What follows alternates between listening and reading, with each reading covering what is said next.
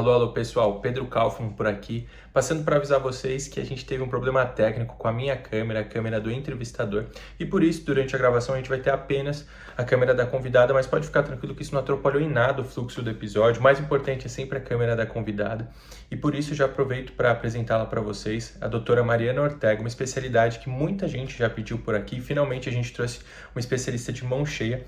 Ela é reumatologista e doutora pela Faculdade de Medicina da USP e também é diretora da Imuno Brasil. Vamos lá para o episódio que eu tenho certeza que vocês vão curtir. Então hoje eu estou com a doutora Mariana Ortega, médica, reumatologista e doutora lá pelo Hospital das Clínicas da Faculdade de Medicina da USP, diretora da Imuno Brasil. Mariana, obrigado por ter aceitado o nosso convite. Acho que vai ser muito gostoso a gente conversar sobre essa especialidade que o povo conhece tão pouco. Eu que agradeço, Pedro. Um prazer estar aqui com vocês. E me conta assim, já que já estamos falando da reumato, né? Antes da gente contar um pouquinho de como é o dia a dia, como é que foi essa história talvez da escolha, né? Porque realmente eu mesmo por ter feito clínica médica, infelizmente na instituição que eu me formei, a gente não tinha um estágio de reumatologia dentro da residência de clínica médica. Então rolava PS pra caramba, UTI, gastro, cardio, nefro, pneumo, mas não tinha reumato. Então muitas vezes até para minha pessoa que foi clínico, como é uma especialidade que eu tive muito pouco contato, às vezes não é aquela que, pô, será que é esse o caminho que eu vou seguir? Como é que foi o teu processo de escolher seguir essa especialidade? E aí, você já escolheu a sua especialidade médica? Bora fazer essa escolha com segurança. Por isso que eu quero te apresentar o curso Carreira Médica Tijolo por Tijolo. Um método prático para você construir um plano de carreira e já começar a dar os seus primeiros passos profissionais nesse mercado que está cada vez mais competitivo.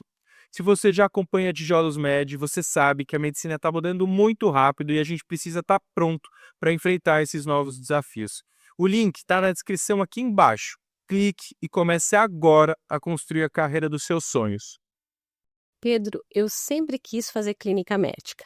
Então, esse era o meu sonho. Eu não sabia exatamente qual subespecialidade, mas eu tinha na minha cabeça que a clínica médica era importantíssima e que a clínica médica não abandonava ninguém. Eu dizia isso, porque ia me dar uma formação básica boa, né? E depois eu ia optar pela especialidade. E na faculdade eu tive um professor muito importante, que foi meu professor de reumatologia, e ele me inspirou muito, ele inspirava muitos alunos, ele era um entusiasta da especialidade, eu tive a oportunidade de, na faculdade, também participar de liga de reumatologia, por influência desse professor, e aí eu acabei decidindo no 5º ano da faculdade de medicina que eu faria reumatologia. E quando isso se consolidou, me abriu assim um portal, uma felicidade imensa que eu tinha escolhido minha especialidade. E assim foi.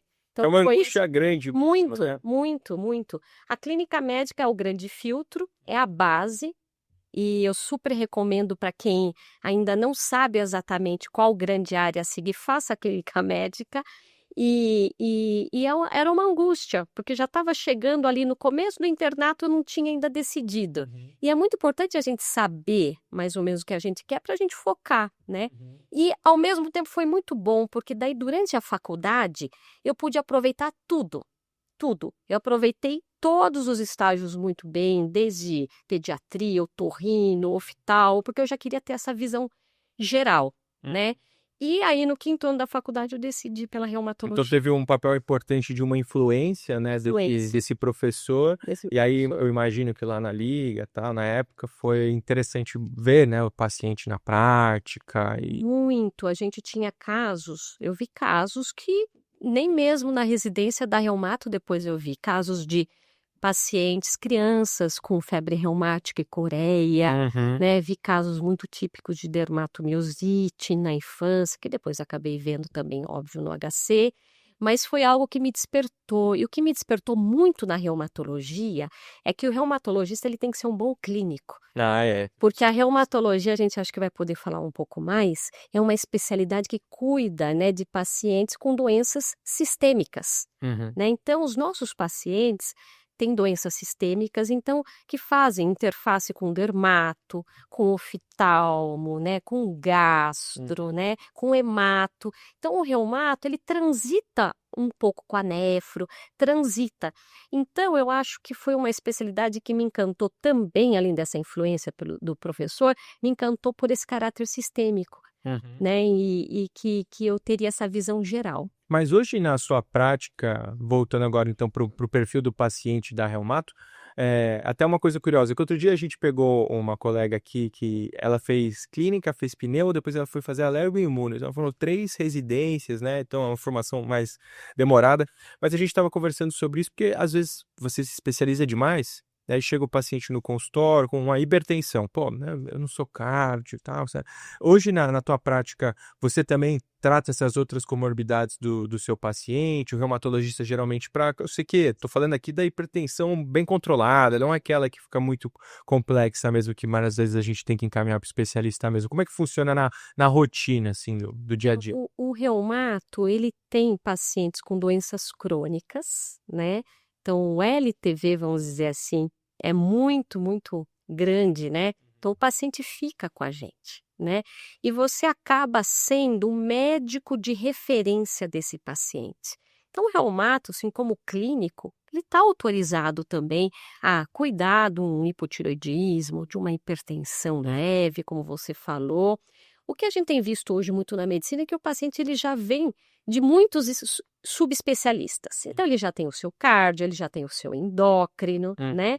Então, a gente já vê esse movimento, né, natural. Ele já chegou, Já chega a pressão com o tratando, cardio dele. mas nada impede, sim, que o paciente seja visto. A gente sabe, por exemplo, em relação a essa questão de hipertensão, risco cardiovascular, que os pacientes com doenças reumáticas, por si só, já têm um risco cardiovascular mais elevado. Uhum. Então, quando nós vemos pacientes com artrite reumatoide, lúpus, eles não morrem de infecção, não morrem da doença, eles morrem de eventos cardiovasculares. Então, são pacientes que, por si só, já têm uma estratificação de risco mais alta e que precisam ser tratados. E quem vê isso de primeira, muitas vezes, é o reumato. Então, o reumato ele tem que ter essa base geral para começar também o tratamento disso para os seus pacientes ou orientar. Né? Mas na prática, como é que é? Assim, dá um alô se o cara tem um cardio. Você liga e fala pro cardio, ele veio aqui, acho que vale a pena a gente mexer nisso, mexer assado, manda uma cartinha, ou às vezes, com o tempo, ele fala, acho que eu não vou voltar mais no cardio, ganhei confiança, vou continuar tratando aqui com a senhora e vamos bola pra frente. Eu acho que a gente tem que ter, isso até é uma questão ética, né? Se o Uhum. paciente ele já tem um cardiologista de confiança, que já passa, né? A gente tem que conversar, a gente tem que se conversar, né? E eu acho que isso tem se perdido, Demais. né? Então, se é um paciente em comum que já tem o seu cardiologista, eu respeito muito, vai continuar com o cardiologista, né? Acho que a intenção não é pegar pacientes de outros especialistas. E eu acho que tem que ter essa conversa, manda uma mensagem, oi, nós temos um paciente em comum, tal, eu notei que tá assim, assim, assim. Você acha que cabe aqui entrar com tal medicação para dislipidemia? Cabe, tudo bem eu começar? Ou ele volta já com você e começa? Acho que tudo é comunicação. Sim, e né? boa prática, E né? boa prática, isso é boa prática, né? Agora, quando a gente entra na reumato, Pedro, a gente entra querendo atender pacientes com doenças imunomediadas, né? Doenças autoimunes. É isso que instiga normalmente o jovem médico aí para reumatologia. Então, ele quer ver casos de vasculite, quer ver casos de lúpus, de artrite reumatoide, né? Que é o nosso feijão com arroz, vamos dizer assim, né? Eu faço muito a parte de doença reumática em geral, né? Mas, o que a gente vê muito no nosso consultório, né? A gente vê muito pacientes com histórico de dor crônica, fibromialgia, pacientes com osteoartrite, né? Ou artrose, né? Hoje o termo que a gente usa mais é osteoartrite, osteoartrose, pacientes com osteoporose e também vemos os pacientes com doenças imunomediadas. Esse né? é o mais comum. Apesar do arroz e feijão ser o lúpus e tudo mais, na hora que você abrir o seu consultório, talvez os pacientes te procurem mais por conta dessas queixas que às vezes não era o que fazia o olho brilhar. Sim, exatamente. Mas é claro que vamos atender também muitos pacientes com artrite reumatoide, com espondiloartrite, mas o reumatologista ele tem que entender que as doenças mais prevalentes são essas outras, osteoartrite, fibromialgia, e mais do que isso, né? Muitos pacientes nos procuram já falando que tem fibromialgia. Porque tem A gente poderia falar um pouco disso, porque realmente é um diagnóstico que está, não vou dizer em moda, mas tem bastante, né, aparecendo por aí, pessoas que têm quadros de dor e aí eventualmente passam no médico que falam que é fibromialgia, abraçam esse diagnóstico, muitas vezes condições difíceis, desafiadoras de serem tratadas, né? Muito. E eu diria mais, que o grande desafio é, primeiro, nunca aceitar um diagnóstico. Então, o paciente chegou, nós temos que fazer uma avaliação do zero, reexaminar, avaliar tudo que ele tem de exame, se for necessário fazer novos exames, porque sempre esse diagnóstico de fibromialgia é um diagnóstico, primeiro, de exclusão. A gente tem que excluir outras condições, né? A fibromialgia não tem um exame laboratorial que dá o diagnóstico. Então, muitas vezes o paciente vem e já, olha, passei com o ortopedista, tenho fibromialgia. Então, é muito da ordem do dia a fibromialgia. Então, primeiro, calma. Vamos ver se esse paciente não tem uma artropatia inflamatória que se parece muito com fibromialgia e vai mudar a nossa conduta. Então, eu acho que essa é uma mensagem de nunca aceitar um diagnóstico, né? Já Eu aconteceu. nem sei, é muito comum. Você chega e você investiga e você encontra outra coisa. Muito comum. Então, a fibromialgia, a gente tem que fazer um racional de exames para investigar não só coisas reumáticas, mas nesse racional de exames tem que ter função tiroidiana, por exemplo, porque hipotiroidismos descompensados podem dar dor difusa, né? Pacientes com outras condições ósseas, por exemplo, osteomalácia, que é uma doença da desmineralização do osso, também dá uma dor óssea, uma dor difusa. Então tem que ter esse raciocínio clínico, né? E é muito comum na prática do reumato ter que fazer esse diagnóstico diferencial. Porque a gente recebe muitos pacientes com dor difusa crônica, né? Achei legal porque o reumato, de fato, como clínico, essa questão de saber tratar dor crônica é algo que muitas vezes é uma habilidade que muitos médicos não têm, né? Eu sei bem que o Gui aí, eu vou dar um abraço para ele que hoje não tá aqui com a gente, ele tá fazendo fisiatria lá no HC. Então, um contato muito próximo com pacientes com dores crônicas. Eles talvez tenham um viés um pouco maior porque gostam de colocar umas agulhinhas para lá e para colar, né? Mas ainda assim, a gente conversa bastante sobre isso. Às vezes é difícil manejar um paciente que tem dor crônica, né? E tá ali dentro o rol de habilidades do reumatologista, mais uma delas que muitas vezes faz você entregar muito valor para os pacientes, né? Sem dúvida, né? E eu digo assim que a gente muda, né, a vida do paciente. Porque o paciente ele já vem com um quadro de dor há muitos anos, né? Cabe ao reumatologista entender a natureza dessa dor, é uma dor inflamatória, é uma dor mecânica, é uma fibromialgia. Então, separar isso e ter uma visão global, que não é só medicação.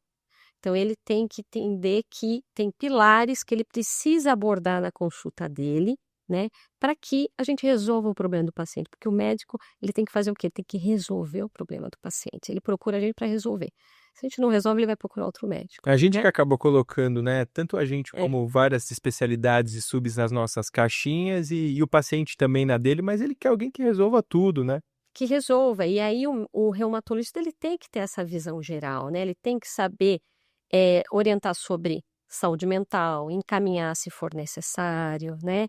Tem que orientar também a questão de atividade física, né? Eu vi que é uma pós que você está Nutrição. falando. Eu realmente fiquei impressionado, porque a gente vai chegar lá, mas faculdade, clínica médica, reumato, não sei se você chegou a fazer alguma sub da reumato, um fellow da vida, mas doutorado e por aí vai. E ainda hoje, né? Eu sei que você é jovem, mas ainda assim, para você poder entregar o melhor para o paciente fazendo mais coisa, né? Você sabe que essa questão da pós é o seguinte, eu faço comecei a pós de nutrologia do Einstein e eu sou professora desta pós desde 2021. Ah, tá brincando? Sim, porque eu faço a parte do módulo de osteometabolismo. Então, desde 2021, eu dou aulas na pós do Einstein de nutrologia. E eu sempre achei muito interessante.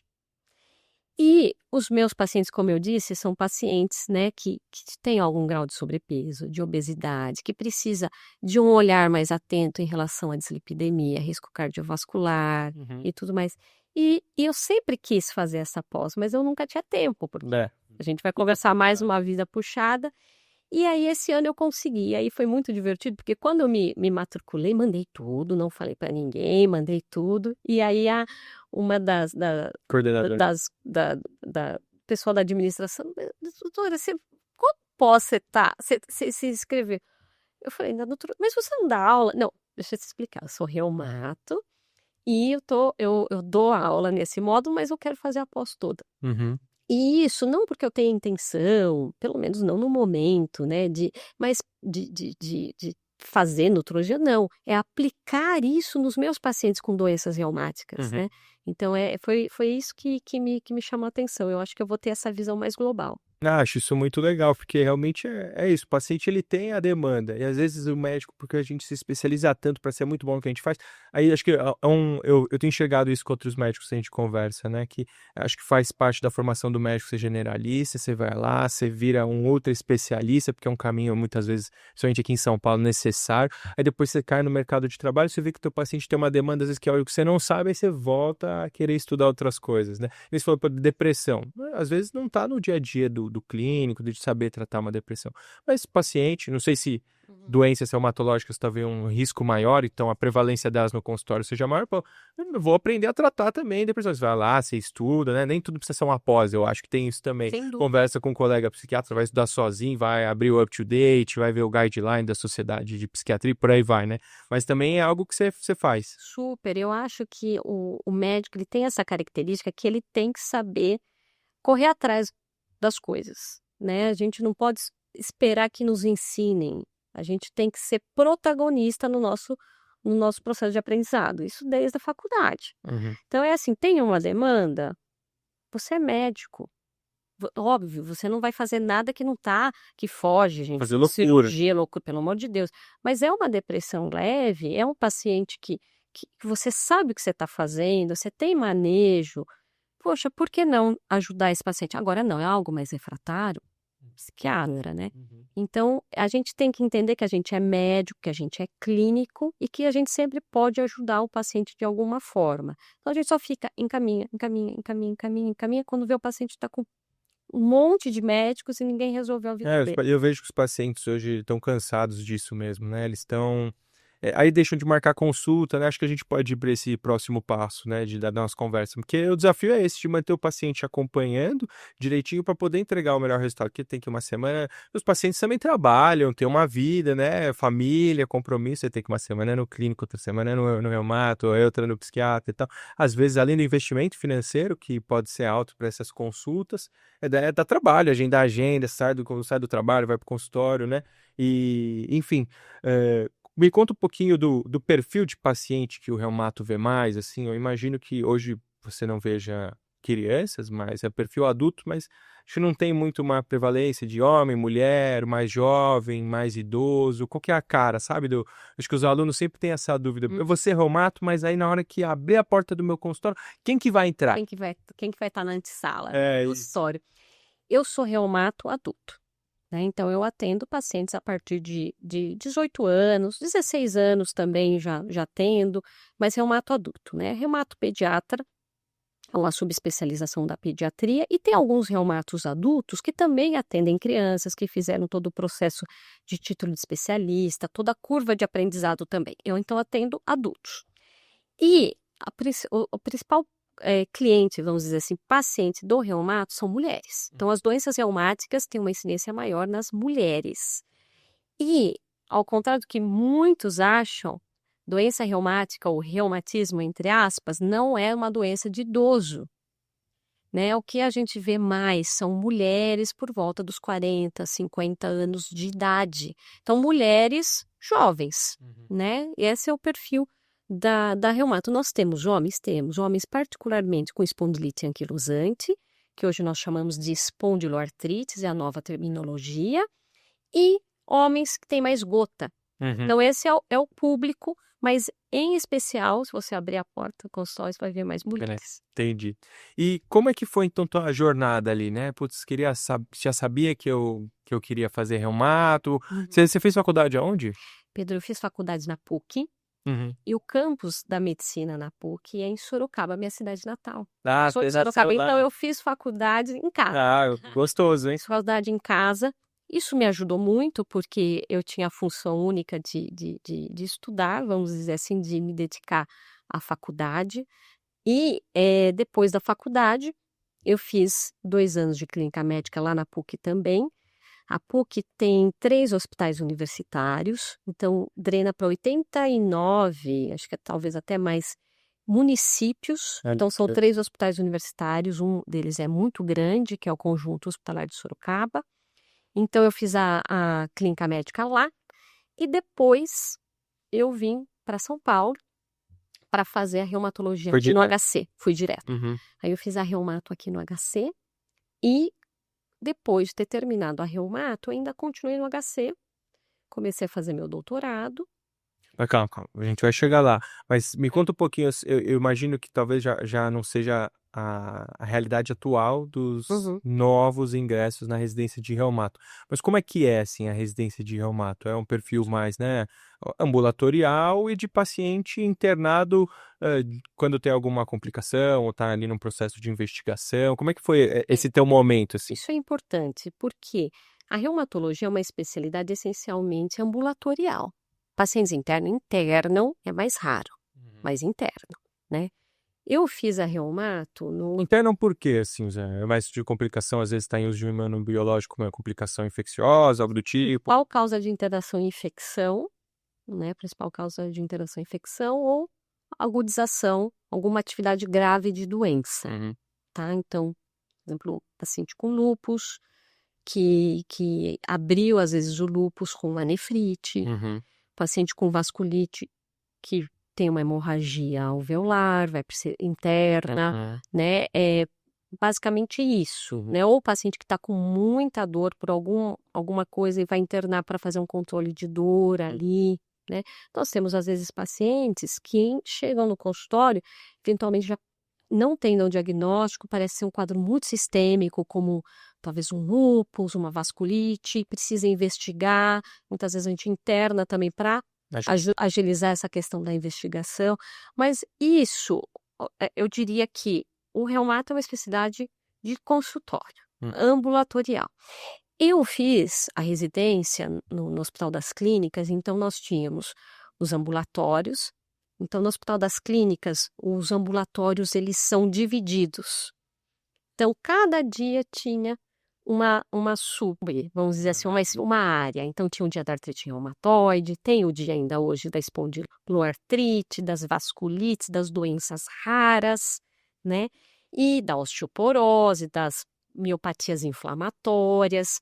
Então, eu vi muitos casos, tive uma curva de aprendizado, assim, diria espetacular nisso, sabendo manejar muito bem imunossupressor, imunobiológico. E nós temos também, e na minha formação eu tive também uma vivência muito, muito importante em enfermaria. Porque na minha época nós tínhamos 16 leitos Da reumato. só da reumato. Temos ainda hoje, né? O HC tem ainda hoje a enfermaria da reumato. Então eu tive uma curva de aprendizado na reumatologia, tanto ambulatório como enfermaria.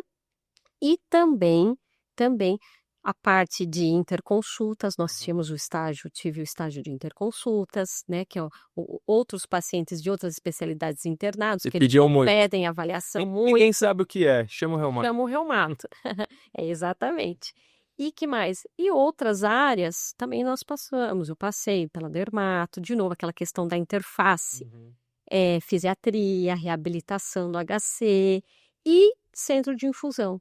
Né? No HC, eu também fiz um estágio no CEDMAC, que é o Centro de Dispensação de Imunobiológicos.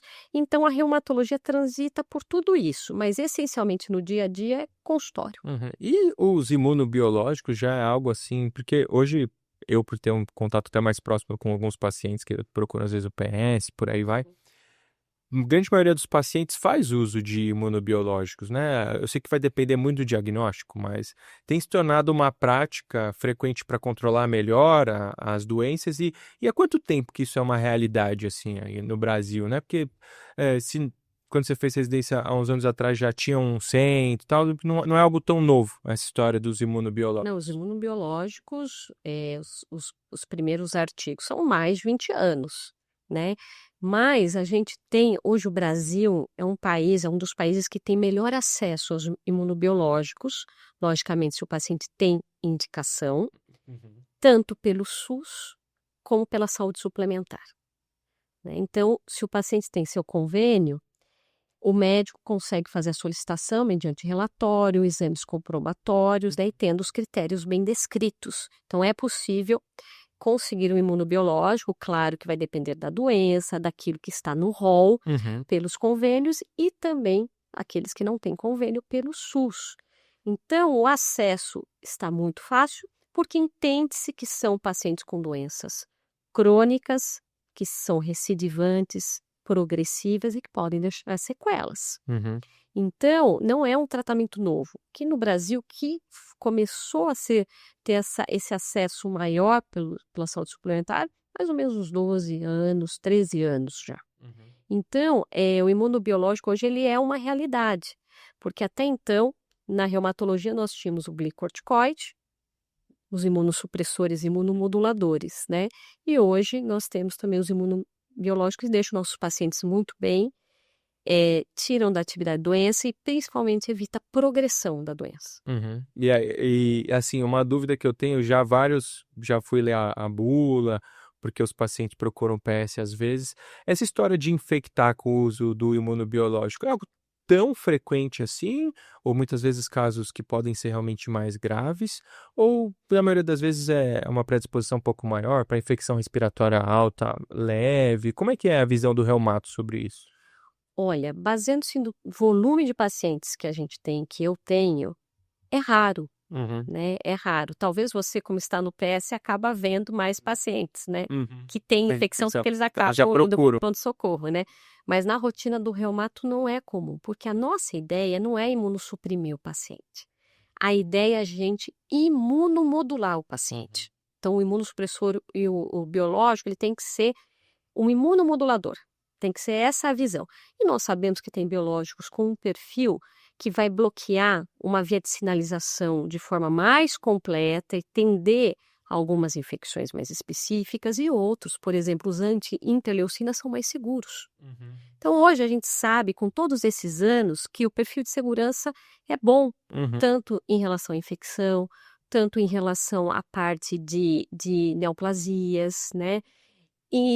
Mas a gente tem algumas condutas, né? Os nossos pacientes precisam fazer vacinas, né, precisam ter algumas orientações. Então, o reumato também é o médico que vai indicar vacinas para o paciente, vai checar se fez as vacinas. São vacinas que tem algumas vacinas que o paciente não pode tomar, né, que são vacinas de vírus vivo. Então, tem toda uma especificação que a gente tem que cuidar. Temos que cuidar particularmente de tuberculose, quando falamos de anti-TNF, né, anti-TNF, porque sabemos que se damos um anti-TNF e o paciente tiver uma tuberculose latente, isso pode virar uma tuberculose, né? E então, antes de dar os imunobiológicos, além de fazer toda essa questão das vacinas, a gente também faz um rastreio para tuberculose, um rastreio com sorologias, né? Para a gente poder avaliar se está seguro e avaliar para os pacientes qual que é o melhor perfil. Hoje eu tenho pacientes de todas as idades tomando imunobiológico, inclusive com extremos de idade. Nós sabemos que alguns têm um perfil de segurança até maior que outros nesse aspecto. E, além disso, vacinar os nossos pacientes e entender que risco de infecção está muito mais associado a glicocorticoide do que imunobiológico. Legal. Isso foi mais para uma dica para o Pedro do que para a questão do podcast em si, mas porque acaba sendo frequente. Esses pacientes procuram, eu já um dia sentei e falei, não, vou estudar isso, porque dependendo do imunobiológico, fica aquele racional assim, eu vou pedir toma para todo mundo, né? Tudo vai ser doença grave. Será que todo mundo tem um risco tão alto de ter doença grave assim? Talvez não, né?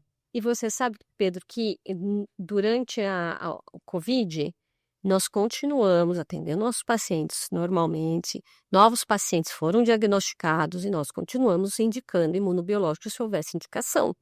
Então, porque inclusive alguns imunobiológicos, né, por exemplo, tocilizumab e alguns anti-TNFs foram até estudados para o Covid, né? Covid graves, por exemplo, tocilizumab. Então, a hidroxicloroquina não, como sabemos. Bom lembrar. Bom lembrar. E então, e aí percebeu-se através de trabalhos que o risco maior era pegando Covid com glicocorticoide, não com imunobiológico. Então, os reumatos continuaram prescrevendo imunobiológico se houvesse indicação para o paciente e o paciente vindo fazer nos centros de infusão normalmente. Ah, legal. E vamos voltar lá para a história então do término da residência. Como é que tudo foi fluindo, que eu tenho que ficar de olho aqui no horário, né, para chegar no momento de hoje, essa história de doutorado, sempre teve interesse em fazer pesquisa, já tinha feito ali na residência um relato de caso, alguma coisa na faculdade, sempre se imaginou caminhando um pouco para essa área ou foi uma novidade? Como é que foi a oportunidade de escolher o tema? Porque eu acho que, pelo que a gente conversou aqui nos bastidores, foi por ali que você já foi migrando para a área que você mais atua hoje dentro da Reumato? Na verdade, eu sempre quis fazer carreira acadêmica. E eu tive muita sorte na minha jornada até hoje de conhecer pessoas muito boas que me ajudaram nisso, né? Eu te falei desse professor. E quando eu cheguei na Reumato, eu fui mentorada por uma professora, uma saudosa professora, a professora Rosa Pereira, que era a maior referência em osteometabolismo do Brasil. E ela me orientou desde o primeiro dia da residência. Então, eu tive essa sorte. E aí, nós fizemos muitos trabalhos juntas, muitas pesquisas juntas na residência. Na clínica médica, eu já tinha alguns trabalhos também na Reumato, que eu já tinha publicado com esse professor Gilberto Novaes, que também não está entre a gente mais. E, particularmente na Reumato, eu comecei a ser mentorada por essa professora que me orientou. E depois eu terminei a residência e comecei meu doutorado na área de artrite reumatoide e osteometabolismo com ela também. E aí, depois comecei a fazer pesquisa, continuei sendo pesquisadora lá na FMUSP. E nesse interim também fui colaboradora do ambulatório também que orientava os residentes. Ah, legal. Então, eu sempre quis fazer isso. E aí eu fiz toda essa curva, né? E quando eu terminei a residência, eu também fiz uma curva de aprendizado em biópsia óssea, de crista ilíaca, em que eu aprendi na época. E ainda hoje, quem tem mais expertise é a nefrologia. Eu aprendi com a doutora Wanda Giorgetti e a equipe dela a fazer a biópsia de crista ilíaca lá no HC. E essa professora Rosa e eu, nós montamos um laboratório no HC de histomorfometria óssea, que é a análise histológica quantitativa do osso, né, com um software que nós conseguimos através de um projeto de pesquisa e tudo mais. Então, eu acabei ficando muito nessa área de osteometabolismo, mas no consultório eu faço muito reumato geral também. Legal. E como é que foi então essa evolução, né? Quando eu terminei a residência, aí foi começar consultório, como é que foi cair no mercado de trabalho, conciliando com o doutorado nessa área de osteometabolismo? Pedro, foi o seguinte, na minha cabeça eu queria ser professora. Eu não tinha montado o consultório ainda. Então, como que foi essa minha vida? Eu queria ser professora, queria ser pesquisadora. E aí, enquanto eu fazia isso, já tinha terminado a residência, eu ia para Sorocaba, minha cidade natal, onde eu tinha feito clínica também, faculdade, dava plantão na UTI de lá. Sério? Você ia até lá do plantão? Então, chegou meses que eu dava 15 plantões no mês, ia e voltava. Tinha uma base aqui, a base lá, na minha família, minha mãe, dava plantões lá e voltava para poder manter minha carreira acadêmica aqui. Só que aí, teve um ponto de virada. Fiquei acho que uns 2 anos, mais ou menos assim, só fazendo a parte de carreira acadêmica, dando os meus plantões lá na UTI de lá para poder me manter. E também fui professora lá dos alunos da medicina da PUC, dos residentes da clínica médica, fazendo isso, essas duas coisas. E aí eu falei, não, eu preciso ter um consultório, né? Eu preciso ter os meus pacientes, eu preciso aplicar tudo isso. E aí começou alugando uma sala, aluguei uma sala de um amigo, de um colega, comecei a atender. Aqui em São Paulo? Aqui em São Paulo. Eu nunca atuei diretamente a reumatologia em Sorocaba, né? Depois eu consegui levar um braço da nossa empresa para lá, mas atuar mesmo como reumato, não. E aí, depois, comecei a expandir isso e foi um momento de virada em que eu já era sócia, né, diretora da empresa da Imuno Brasil. Mas já nessa época? Na verdade, foi um pouquinho depois. Eu tô Já pulou um pedaço aí para um pedaço, né? Mas, na verdade, eu comecei a atender os meus pacientes e continuei fazendo essa parte da carreira acadêmica. Foi isso. Aí entrei na Imuno Brasil, que é uma empresa que faz a linha de cuidado de pacientes com doenças imunomediadas. Comecei dando plantões como reumatologista em centros de infusão, que é uma outra área de atuação do reumato. O reumatologista ele pode dar plantões em centro de infusão para acompanhar as infusões de imunobiológico. Porque tem muita intercorrência? Na verdade, todo paciente que faz imunobiológico ele tem que ter uma avaliação pré-infusional. Para saber se está tudo bem, para saber se ele não está infectado, para saber se ele não acabou de fazer uma cirurgia que contraindique. Porque às vezes o paciente não sabe. Não sabe, ou o seu médico não orientou, tem que ser orientado. Então, sempre tem que ter um médico para fazer essa avaliação pré-infusional. Entendi. Né, dele. Indicação ele tem, o seu médico indicou, foi aprovado, está fazendo, mas será que naquele dia ele está apto para fazer o imunobiológico? Estando apto, é liberada a infusão, e sendo liberada a infusão, se houver alguma intercorrência, tem um reumato plantonista ali para atender. Então, eu comecei também fazendo isso na empresa. Depois Foi saindo do plantão da UTI, veio dar o plantão aqui. Sim, aí comecei a atender também nos ambulatórios da empresa, né, nos centros em que nós atuamos, né, atender pacientes reumatológicos, um pouquinho consultório, aí fui tirando os plantões. Você sabe que o meu último plantão foi em janeiro, antes de eclodir a pandemia. Sério? Pô, recente. Foi em 2020. Foi. Janeiro de 2020. Foi em janeiro de 2020. Foi o último plantão em janeiro de 2020. Coincidência, que bom. Senão eu ia pegar um monte de Covid. E foi em janeiro de 2020. Aí eu fiquei só aqui, atendendo os pacientes, fazendo essa parte de trabalhar com plantonista nos centros de infusão, que é um plantão diferente, né? E fazendo o consultório. E aí, depois, trabalhando ainda alguns anos na empresa, mais ou menos entrei na empresa em 2018, mais ou menos uns 3 anos que eu me tornei diretora da empresa. Então, eu experimentei, né, experimentei essa questão de entrar, né, em todas as áreas, na parte assistencial, pesquisa, agora gestão. Legal. Né? Então, a reumatologia me deu isso, né? Que legal. E hoje você também tem uma atuação forte nessa história de ensino e também em redes sociais, eu quero dizer ali, de produção de conteúdo. Como é que foi começar um Instagram ali, né? Em que fase que você deu esse start? Eu comecei o Instagram, na verdade, para um público mais de paciente, totalmente orgânico, caseiro, se vocês forem rolar a tela, dizer.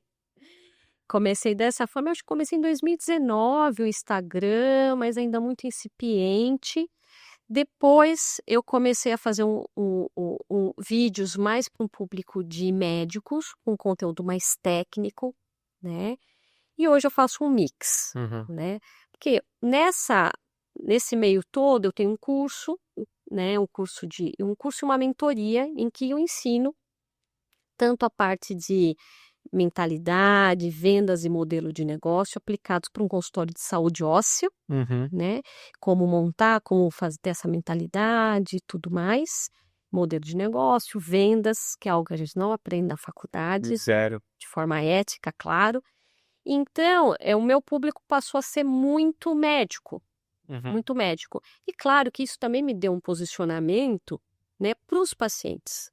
Você virou uma autoridade maior. Sim, sim, tudo de forma muito orgânica, né? Alguns vídeos eu gravo temporadas, uma coisa mais produzida, mas a maior parte sou eu mesma que gravo.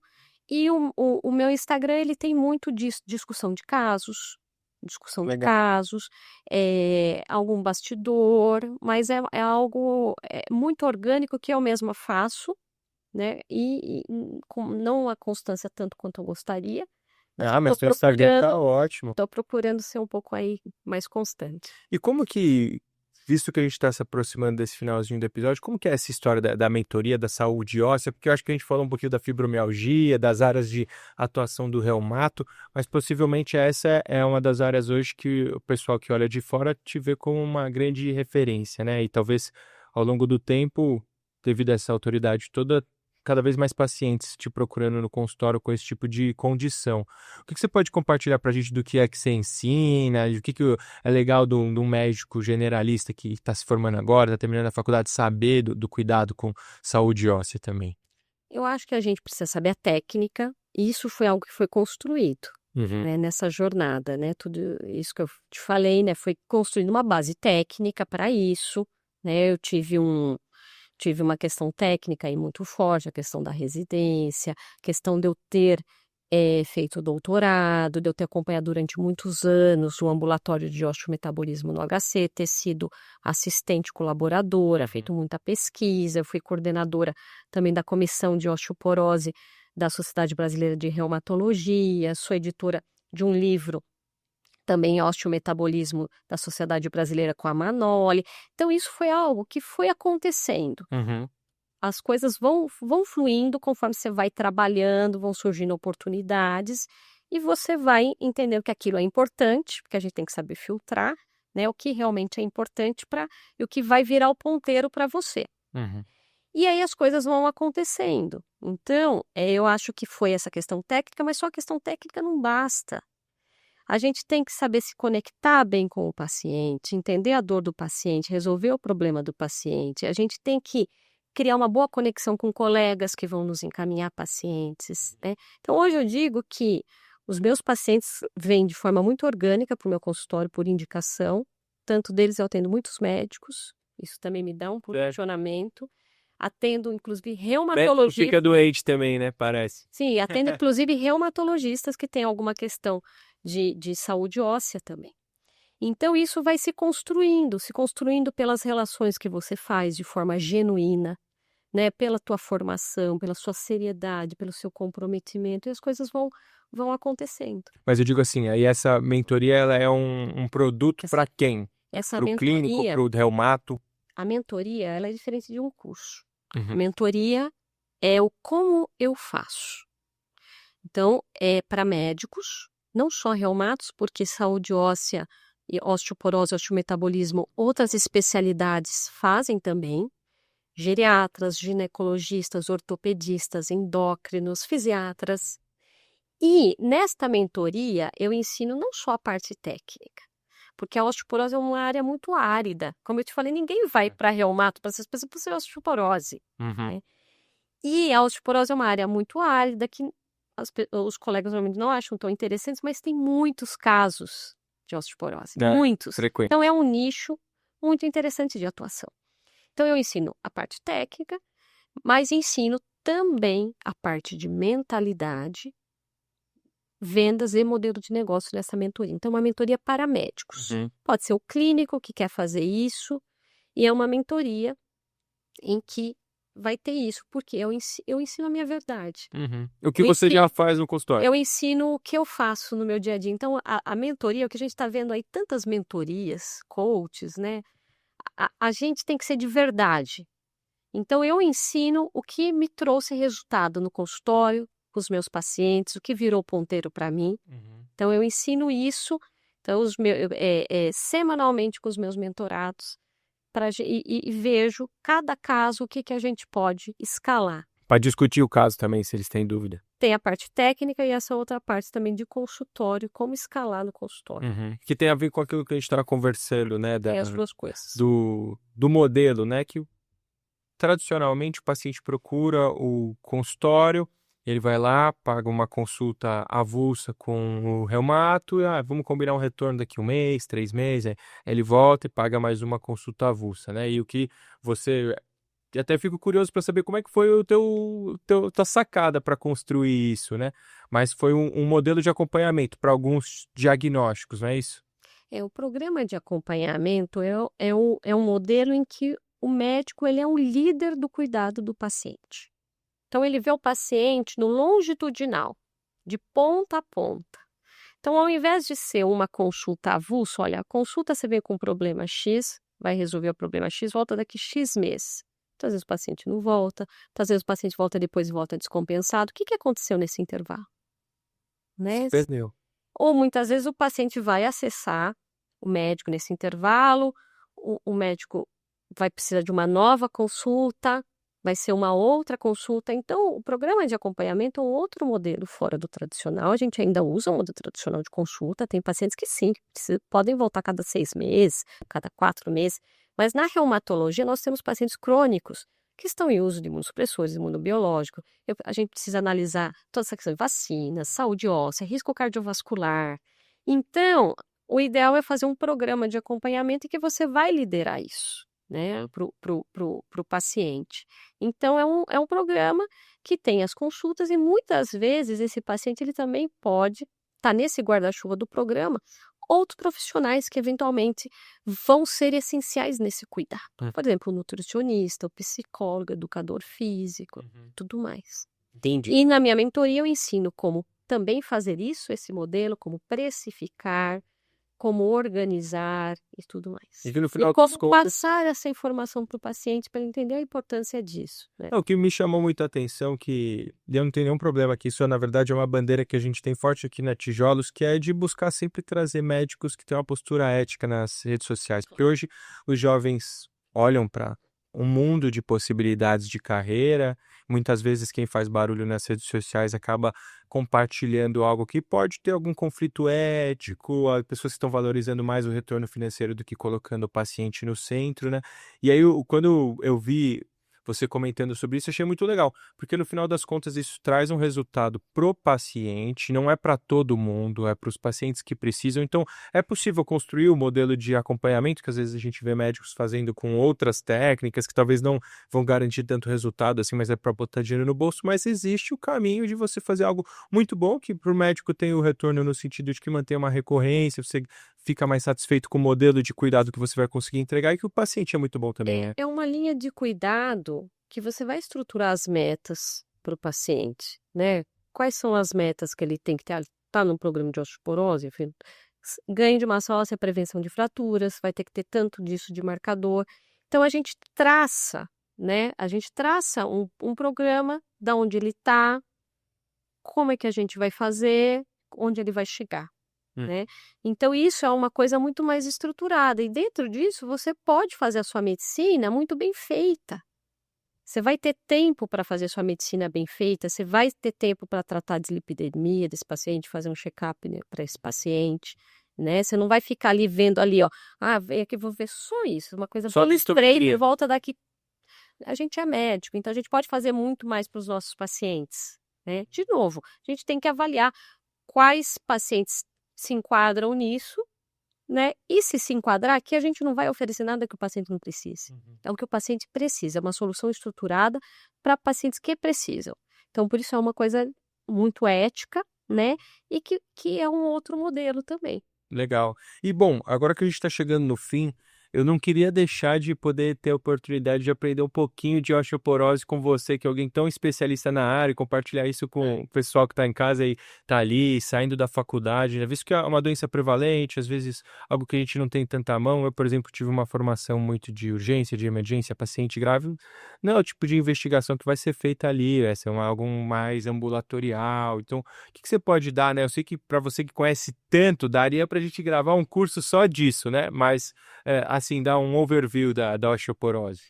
Olha, Pedro, a osteoporose é uma doença silenciosa. Então, esse é o primeiro ponto. O paciente tem osteoporose, se não fizer um diagnóstico precoce, só vai saber muitas vezes quando tem a primeira fratura.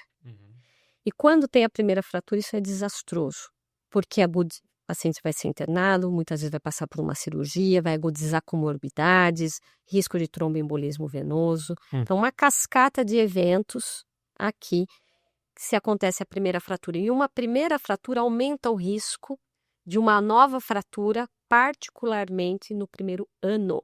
Nossa, mas então o importante é prevenir. Prevenir. E aí a gente tem que entender isso, que nós temos que fazer um diagnóstico precoce. Basicamente, como? Densitometria óssea para todo mundo? Não. Mulher na perimenopausa, menopausa tem que ter uma densitometria óssea. Homens é preconizado a partir dos 70 anos de idade, e se tiver algum fator de risco para a perda de massa óssea, tem que fazer antes. Que seriam? Que seria entre 50 e 69 anos. Não, eu digo os fatores de risco. Uso de glicocorticoide, paciente tabagista, homem tabagista, paciente Então com tem que botar um monte de DPOC, gente na lista. paciente com DPOC, Homens em uso de anticonvulsivante, porque anticonvulsivante é uma medicação que também está associada com comprometimento de massa óssea, de distúrbio de mineralização óssea. Então, são alguns fatores de risco que a gente coloca. Homens com hipogonadismo, homens, por exemplo, que fizeram uso de análogos de GNRH para próstata, né? Então, são fatores de risco Legal. que antecipa neste homem. Por quê? Porque no homem é muito subdiagnosticado e o homem tem osteoporose, né? Então, a gente tem que fazer um diagnóstico e entender que o paciente tem uma fratura por fragilidade, dependendo da densitometria, até que se prove o contrário, é uma osteoporose e tem que ser tratado. E hoje um conceito muito novo para quem está em casa, que a osteoporose a gente sabe que a gente tem que tratar, seja uma clínica, osteoporose clínica com fratura ou densitométrica. E a osteopenia? A osteopenia, se o paciente tiver um alto risco de fratura, com osteopenia também tem que ser tratado como se fosse uma osteoporose. E como nós sabemos isso? Estratificando o risco de fratura através de uma ferramenta chamada FRAX. Então, vocês entram no site da Abraxo, que é uma associação muito séria, uma sociedade muito séria de osteometabolismo, e lá tem a calculadora do FRAX e vocês podem calcular isso. E aí vai agregar muito na consulta de vocês, calculando esse risco de fratura. Então, o primeiro passo, doença silenciosa, eu tenho que fazer o screening nas populações. Se vier uma osteopenia, eu tenho que calcular risco de fratura para saber se eu tenho que tratar. Se tiver só uma fratura, independente da densitometria e for por fragilidade, tem que tratar. E a osteoporose em si, também tenho que estratificar risco de fratura, porque esse paciente, ele por si só já tem alto risco, mas se ele estratificar e for muito alto o risco de fratura, isso vai mudar a conduta. Ele precisa de uma outra estratégia, uma estratégia mais robusta, um agente ósseo anabólico. Isso, aí falando entendi que pode diferenciar um pouco do perfil do paciente, inclusive do risco que ele vai ter, né? Mas as ferramentas de tratamento, né? Envolve provavelmente um acompanhamento multidisciplinar no sentido de intensificar a atividade física especializada e o que mais? Basicamente, cálcio, preferencialmente na dieta, exceto se o paciente tiver alguma intolerância de fato, e alguma intolerância ou enfim, alguma contraindicação para tomar leite, tudo mais, derivados, aí vai pro comprimido. Então, ou o paciente que não tem uma ingesta adequada de cálcio na dieta tem que ir pro comprimido, para suplementação. Se não, suplementação de cálcio preferencialmente na dieta. Vitamina D, mantendo nos níveis entre 30 e 60, níveis séricos. Não precisa passar disso. Não precisa. Então, aqui, leite não necessariamente não é inflamatório, tá? A gente está dizendo isso porque isso é uma coisa que está sendo muito vinculada. É inflamatório para quem tem intolerância, tá? Vitamina D não precisa ser superdoses, tá? Cuidado. A gente vê muitos casos de toxicidade com vitamina D. Então, entre 30 e 60. Claro, nós não vamos deixar a vitamina D no 30, né? Vamos aumentar um pouquinho, mas tem que estar nessa faixa. A atividade física, especialmente exercícios de força resistido. E esse é o tratamento não medicamentoso. O tratamento medicamentoso que vai ser de acordo com a estratificação de risco do paciente. Então, essa é uma pergunta, vou dar até uma aula próximo final de semana, como escolher a melhor estratégia. Porque a gente tem muitas estratégias. Lá em Santos, Vai ser a jornada de reumatologia do Litoral ABC lá de Santos. E isso é uma dúvida muito comum dos meus alunos. Como escolho a melhor estratégia? Porque a gente tem tanta coisa, a gente tem bisfosfonato oral, bisfosfonato intravenoso, agente anabólico, teriparatida, romosozumab, o denosumab, que é um antirreabsortivo. O que eu escolho? Depende do paciente, da estratificação de risco do paciente. Vai entrar nessa questão dos critérios ali da classificação. De risco. Que legal, bom relembrar, porque realmente é algo que acho que foi o que você mencionou, talvez mais prevalente do que a gente imagina, muitos casos subdiagnosticados, então é importante também estar em casa, seja para a gente como médico estar ciente de se não fomos aptos a fazer essa avaliação, encaminhar para quem possa nesse perfil de paciente que tem necessidade de fazer o rastreio, ou até mesmo dentro de casa, né? Todo mundo tem uma mãe, um parente. E o reumato vê muitos casos de osteoporose porque são pacientes que normalmente experimentaram momentos de glicorticoide. E glicorticoide é uma causa importante de osteoporose.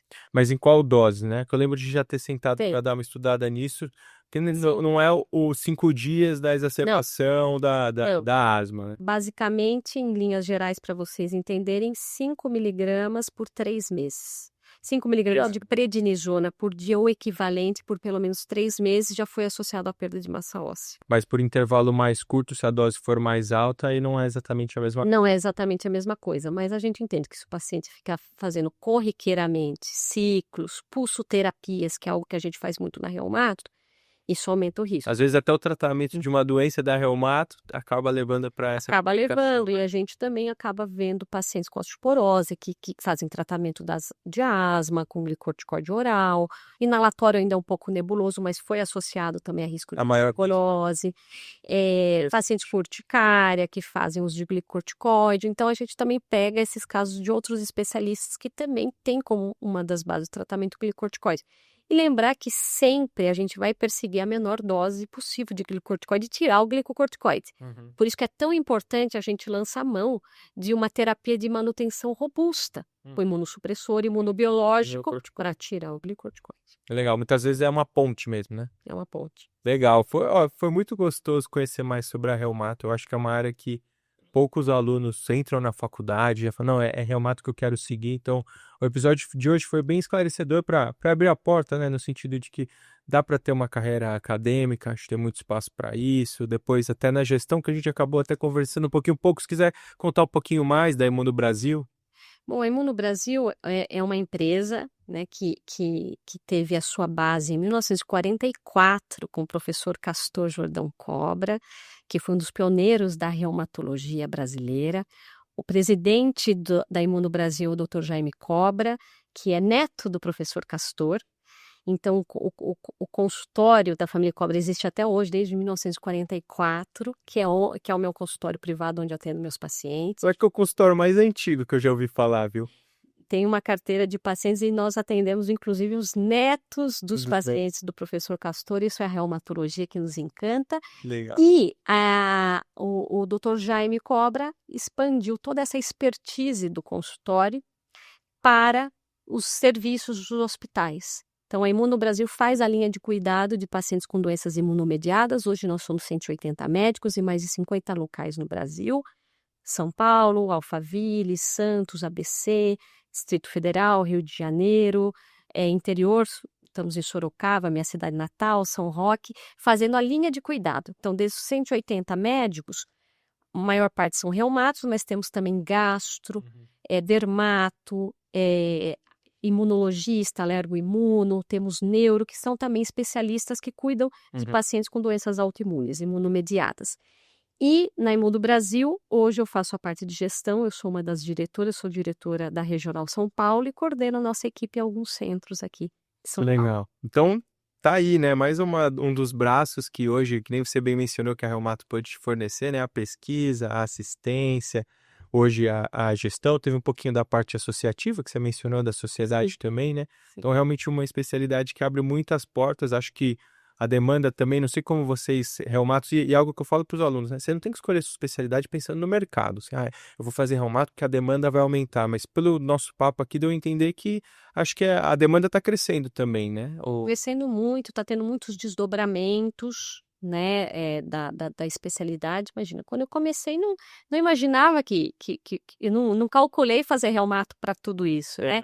Então, eu acho que o que eu falaria para quem está em casa e está pensando em reumato, ou está tendo o primeiro contato, entender que o reumato tem que ser um bom clínico, não queime etapas, faça a formação de forma adequada para você ter a sua curva de aprendizado, né? Tenha uma vida regrada para você conseguir fazer tudo que você tem que fazer, cuide da sua saúde, né? Cuide da sua saúde mental, sua saúde física e não queime etapas e aprenda a pensar um pouco fora da caixa. O reumato tem que aprender a pensar fora da caixa, né, para raciocinar os casos, para entregar a melhor solução do paciente.